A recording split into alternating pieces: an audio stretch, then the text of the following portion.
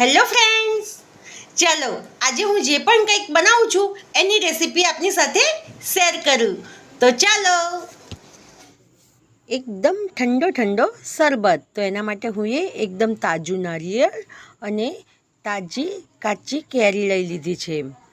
હવે એને છોલીને કટ કરી લઈશું કેરીને, અને નારિયેળને પણ કટ કરી લઈશું. આ રીતે નાના નાના પીસીસ કરી લઈશું અને કેરીને બફાવા મૂકી દઈશું પાણીમાં. 2 મિનિટ માટે જ બફાવા મૂકી દેવાની. અને ખાંડ, જીરું અને મીઠું સ્વાદ પ્રમાણે લઈ લઈશું આપણે. અને મિક્સર જારમાં જે કેરી બાફી દીધી છે એ કેરીને આપણે મિક્સર જારમાં એડ કરીશું. એક લીલું મરચું, આદું અને જે કટ કરીને નારિયેળ મૂક્યું છે તાજું એ, ખાંડ, જીરું, મીઠું, લીલા ધાણા અને થોડોક જ પુદીનો છે. અને એ મિક્સર ગ્રાઇન્ડમાં ફેરવી લઈશું. થોડું પાણી રેડીને પછી ફેરવીશું. પછી પાછું થોડું વધારે પાણી રેડીને ફરીથી ફેરવી લેવાનું. આમ 2 વાર ફેરવી લેવાનું સરસ. પછી ફેરવાઈ જાય પછી આ રીતે ગાળી લેવાનું. કોઈ વાસણમાં ગાળી લેવાનું. હું એ ડાયરેક્ટ ગ્લાસમાં ગાળી લીધું છે હમણાં.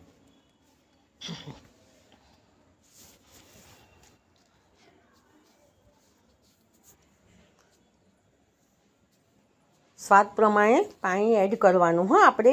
અને પછી થોડા બરફના ક્યુબ્સ એડ કરી દેવાના.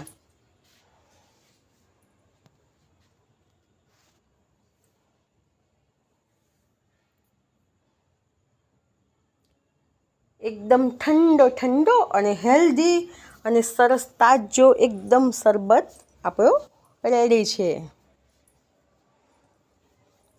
હવે જે બીજું પણ છે શરબત, એમાં થોડુંક પાણી એડ કરી અને હું એક વાસણમાં ગાળી લીધું છે.